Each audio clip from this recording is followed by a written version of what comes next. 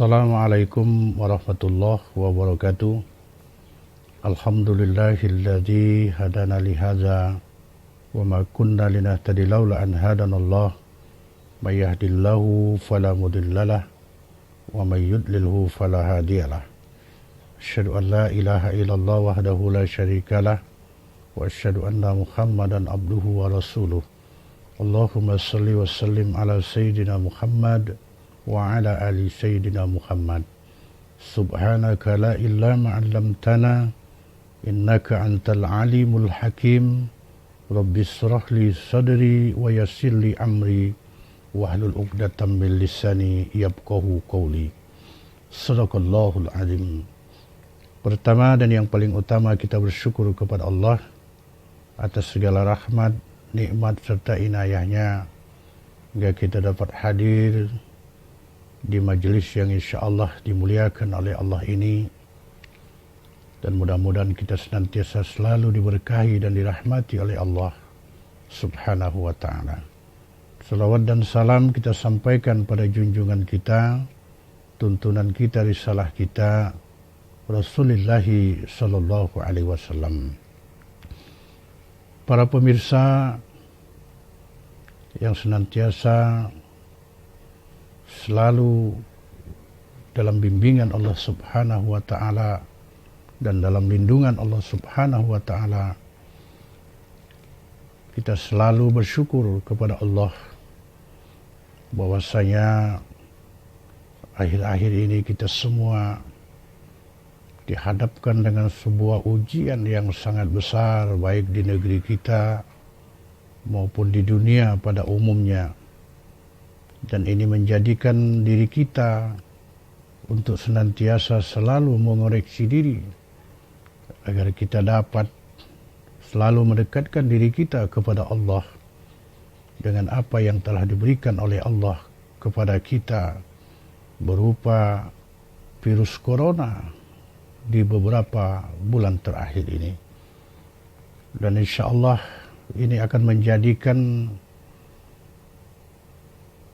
suatu kebaikan bagi kita agar kita semuanya dapat selalu menjadikan diri kita sebagai hamba ya Allah yang baik di sisi Allah subhanahu wa ta'ala. Dan Allah telah mengatakan, qul in kuntum tuhibbunallaha fattabi'uni yuhibbukumullah wa yaghfir lakum dzunubakum wallahu ghafurur rahim. Jika kamu cinta kepadaku, kata Allah, maka aku akan cinta kepadamu, maka ikutlah aku, kata Allah. Jika Allah sudah mencintai kita, maka bayangkan saja bagaimana Allah akan memberikan segalanya kepada kita. Namun dengan catatan kita harus tetap menerima dengan cara yang baik apa yang diberikan oleh Allah kepada kita, dan dengan segala cobaan-cobaan yang diberikan oleh Allah, agar kita senantiasa mendekatkan diri kepadanya. Lalu kita berharap agar kita jangan sampai dibenci oleh Allah. Kalau kita dibenci oleh Allah, bumi mana yang harus kita pijak? Langit mana yang harus kita junjung? Rezeki mana yang harus kita peroleh? Karena semuanya ini adalah merupakan la haula wa la quwata illa billah. Menjadikan suatu ketenangan, kebaikan bagi kita. Karena itulah Rasulullah menganjurkan ketika kita di dalam hidup ini menginginkan agar musibah itu dapat kita terima dengan sebaik-baiknya di hadapan Allah, maka yang pertama kita harus bersedekah. Perbanyak untuk bersedekah. Karena orang-orang yang bersedekah, maka segala malapetaka tidak akan melampaui bagi orang yang bersedekah.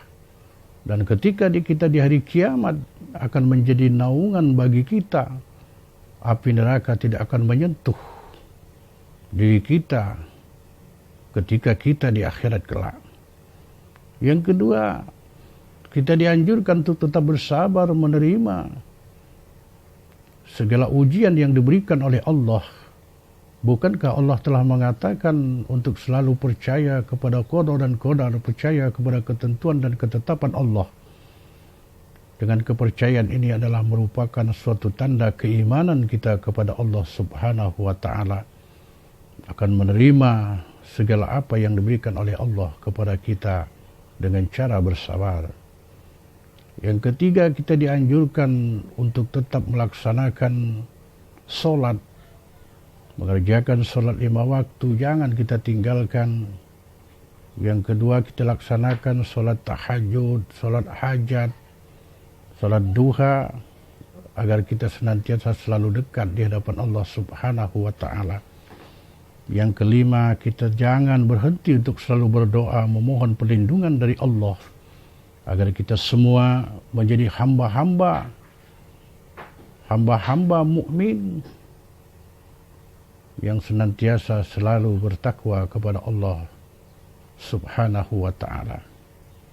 Kemudian kita juga dianjurkan oleh pemerintah kita untuk senantiasa berdiam diri di rumah untuk menghindari virus corona. Dan ini semuanya bukan secara kebetulan,